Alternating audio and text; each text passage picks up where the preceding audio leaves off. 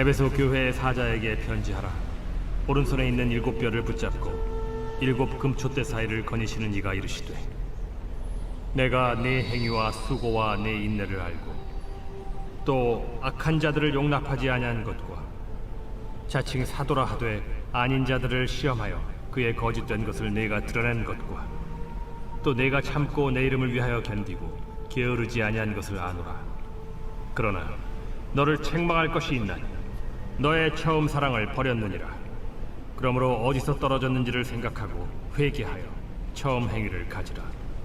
만일 그리하지 아니하고 회개하지 아니하면 내가 네게 가서 네 촛대를 그 자리에서 옮기리라. 오직 네게 이것이 있으니 네가 니골라당의 행위를 미워하는도다. 나도 이것을 미워하노라. 귀 있는 자는 성령이 교회들에게 하시는 말씀을 들을지어다.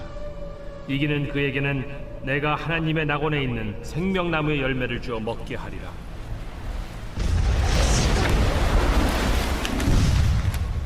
서머나 교회의 사자에게 편지하라. 처음이며 마지막이요 죽었다가 살아나신 이가 이르시되, 내가 네의 환난과 궁핍을 알거니와 실상은 네가 부요한 자니라. 자칭 유대인이라 하는 자들의 비방도 알거니와 실상은 유대인이 아니야 사탄의 회당이라. 너는 장차 받을 고난을 두려워하지 말라. 볼지어다 마귀가 장차 너희 가운데에서 몇 사람을 옥에 던져 시험을 받게 하리니 너희가 10일 동안 환난을 받으리라. 네가 죽도록 충성하라. 그리하면 내가 생명의 관을 네게 주리라. 귀 있는 자는 성령이 교회들에게 하시는 말씀을 들을지어다. 이기는 자는 둘째 사망의 해를 받지 아니하리라.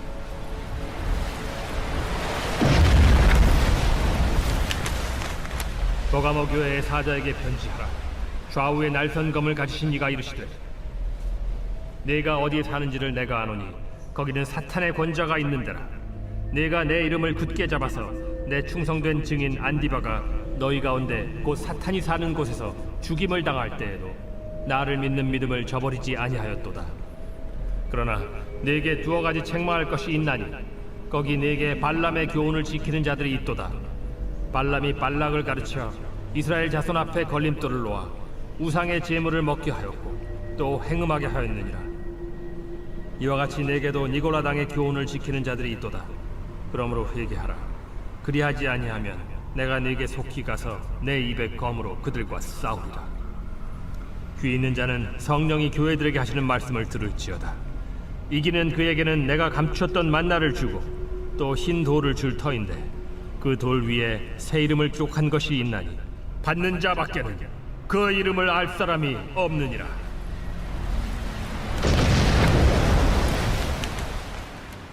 두아디라 교회의 사자에게 편지하라. 그 눈이 불꽃 같고 그 발이 빛난 주석과 같은 하나님의 아들이 이르시되, 내가 네 사업과 사랑과 믿음과 섬김과 인내를 아노니 네 나중 행위가 처음 것보다 많도다. 그러나 네게 책망할 일이 있노라. 자칭 선지자라 하는 여자 이세벨을 네가 용납함이니 그가 내 종들을 가르쳐 꾀어 행음하게 하고 우상의 제물을 먹게 하는도다. 또 내가 그에게 회개할 기회를 주었으되 자기의 음행을 회개하고자 하지 아니하는도다. 볼지어다 내가 그를 침상에 던질 터이요 또 그와 더불어 간음하는 자들도 만일 그의 행위를 회개하지 아니하면 큰 환난 가운데에 던지고 또 내가 사망으로 그의 자녀를 죽이리니 모든 교회가 나는 사람의 뜻과 마음을 살피는 자인 줄 알지라. 내가 너희 각 사람의 행위대로 갚아주리라. 두아디라에 남아있어 이 교훈을 받지 아니하고 소위 사탄의 깊은 것을 알지 못하는 너희에게 말하노니 다른 짐으로 너희에게 지울 것은 없노라. 다만 너희에게 있는 것을 내가 올 때까지 굳게 잡으라. 이기는 자와 끝까지 내 일을 지키는 그에게 만국을 다스리는 권세를 주리니 그가 철장을 가지고 그들을 다스려 질그릇 깨트리는 것과 같이 하리라. 나도 내 아버지께 받은 것이 그러하니라. 내가 또 그에게 새벽별을 주리라. 귀 있는 자는 성령이 교회들에게 하시는 말씀을 들을지어다. 새벽 영성 기도 시간입니다. 오늘은 요한계시록 2장 함께 살펴보겠습니다. 어제 살펴본 요한계시록의 주된 내용은 요한계시록은 먼저는 요한에게 그리고 요한계시록을 읽는 성도와 모든 교회들을 위로하는 그리고 격려하는 편지라고 말씀드렸습니다. 요한계시록의 핵심 키워드 중에 하나가 이기다입니다. 무엇과 싸워 이겨야 하겠습니까? 악한 세력과 싸워 이겨내야 합니다. 교회를 흔들며 거짓 가르침과 거짓 사상을 가르치는 이들을 이겨내야 합니다. 환난과 고통 가운데에서 이겨내야 합니다. 오늘 본문 2장 그리고 내일 살펴볼 본문 3장 총 2장에 걸쳐서 7교회가 등장합니다. 하나님께서는 어떤 교회는 칭찬을 하시고 또 어떤 교회는 비판을 하십니다. 또 어떤 교회는 칭찬과 비판 모두를 하십니다. 어떤 교회는 비판만을 들으니 속상할 수 있습니다. 또 어떤 교회는 칭찬만을 들었으니 기뻐했을 수 있습니다. 왜 하나님께서는 어떤 교회를 칭찬하셨고 어떤 교회는 비판하셨고 어떤 교회는 칭찬과 비판 모두를 듣게 하셨을까요? 네 종류의 사람이 있습니다. 처음과 나중 모두가 좋은 사람, 처음은 좋고 나중이 나쁜 사람, 처음은 안 좋지만 나중이 좋은 사람, 그리고 처음과 나중 모두가 좋은 사람입니다. 우리는 어떤 삶을 지향해야 하겠습니까? 처음에 좋았으니 나중에도 계속해서 좋은 교회가 되기를 바라야 되겠죠. 또 처음에 조금 연약해서도 나중에는 칭찬받는 교회가 되기를 우리들은 바라야 하겠습니다. 처음에는 잘하다가 나중에 비판을 받는 교회가 되지 않기를, 그런 교회를 만들어가지 않기를 우리는 애써야 합니다. 7교회 중에 비판을 받은 교회는 마냥 슬퍼하고만 있으면 되겠습니까? 7교회 중에 비판을 받은 교회 마냥 슬퍼하고만 있으면 되겠습니까? 안 됩니다. 행실을 바꾸고 주님의 기쁨이 되기 위해 주님의 말씀을 읽고 듣고 지키며 분별하며 삶을 살아가야 합니다. 또 칭찬을 받은 교회는 그대로 가만히 있으면 되겠습니까? 하나님의 사랑을 놓치지 않기 위해 이기는 삶을 계속해서 살기 위해서 부단히 노력하고 애써야 합니다. 그리고 하나님께서 비판을 하셨다는 것 자체가 사랑이 전제되어 있음을 우리는 알아야 합니다. 사랑의 반대말이 무엇입니까? 무관심입니다. 하나님께서 무관심하셨다면, 하나님께서 버리셨다면 하나님께서는 아무 말하지 않으셨을 겁니다. 하지만 하나님은 그들이 삶을 바꿔내기를 원하셨고 회복되기를 원하셨고 주님의 기쁨이 되기를 간절히 원하신 겁니다. 2장에 나오는 4개의 교회 중에 한 교회만이 책망을 받지 않습니다. 어떤 교회일까요? 서머나 교회입니다. 어떻게 보면 4교회 중에 모범생인 것이죠. 이들이 어떤 삶을 살았는지, 어떤 행위를 행했는지, 주님의 칭찬이 무엇이었는지, 또 주님의 격려가 무엇이었는지 우리 함께 주목해 보고자 합니다. 우리 함께 9절과 10절 보겠습니다. 내가 내 환난과 궁핍을 알거니와 실상은 내가 부요한 자니라. 자칭 유대인이라 하는 자들의 비방도 알거니와 실상은 유대인이 아니요 사탄의 회당이라. 너는 장차 받을 고난을 두려워하지 말라. 볼지어다 마귀가 장차 너희 가운데에서 몇 사람을 옥에 던져 시험을 받게 하리니 너희가 10일 동안 환난을 받으리라. 내가 죽도록 충성하라. 그리하면 내가 생명의 관을 너에게 주리라. 고난은 누구나 피하고 싶은 인생의 가장 힘겨운 골짜기입니다. 고난을 즐거워하는 사람은 아무도 없을 것입니다. 예수님께서도 십자가 사건을 말씀하실 때 자주 고난이라는 단어를 빌려 표현하실 정도로 고난은 정신적으로, 육체적으로 고통을 수반하기에 감당하기 어려운 겁니다.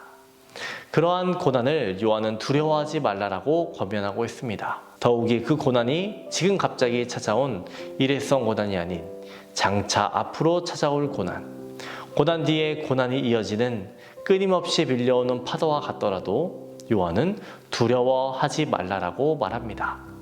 이어 요한은 구체적인 권면을 하는데요. 너희는 환난을 당할 것인데 몇 사람들은 감옥에 집어넣어 오랜 시간 고초를 당할 것이다. 하지만 죽도록 충성하라라고 말합니다. 충성하라, 2가지가 합쳐진 말입니다. 먼저는 충성인데요. 피스토스입니다.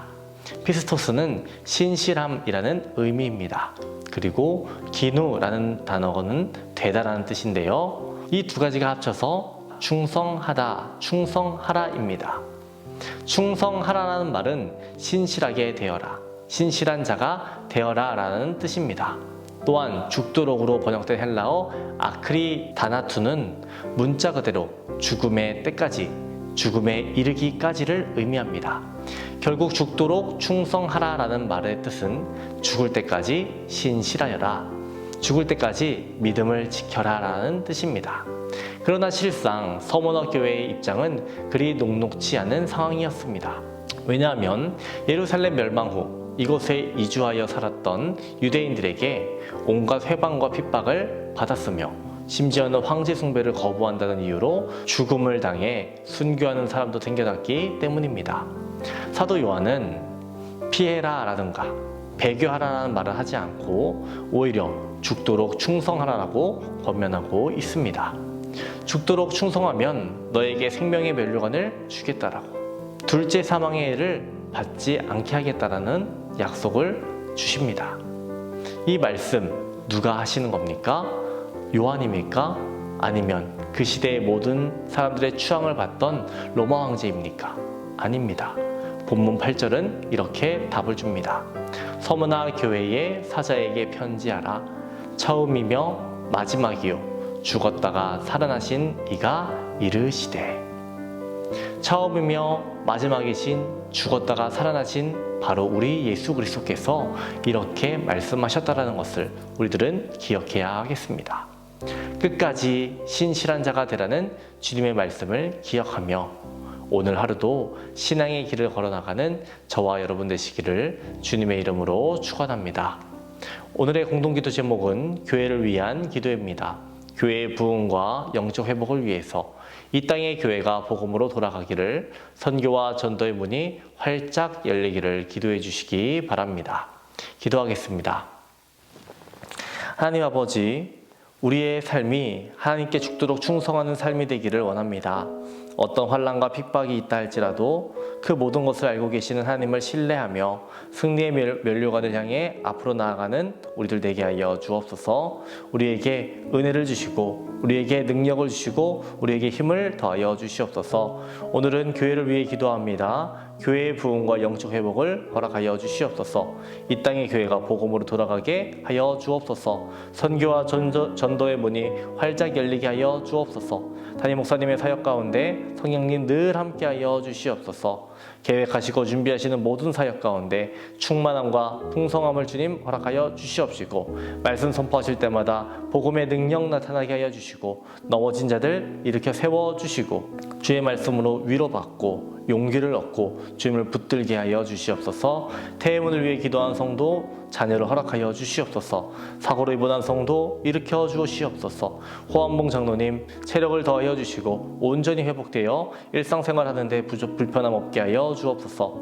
암과 싸우고 있는 박재성 권사님, 유은영 권사님, 김시아 권사님, 이영숙 권사님, 이명숙 권사님, 오유미 집사님, 이동춘 성도님, 박서연 청년, 유경민 청년에게 치유의 강선을 비춰 주시옵소서. 우울증을 겪고 있는 성도들, 공황장애, 불면증을 겪고 있는 성도들 깨끗이 고쳐 주시옵소서. 연로하신 장로님, 권사님, 집사님들 강건케 하여 주시고 병상에 누워 계시지 않고 마지막 날까지 걸을 수 있도록 건강을 허락하여 주시옵소서. 새벽마다 주님께 드리는 우리의 기도 제목에 응답하여 주시옵소서. 채우시는 하나님의 은혜를 경험하게 하여 주시옵소서.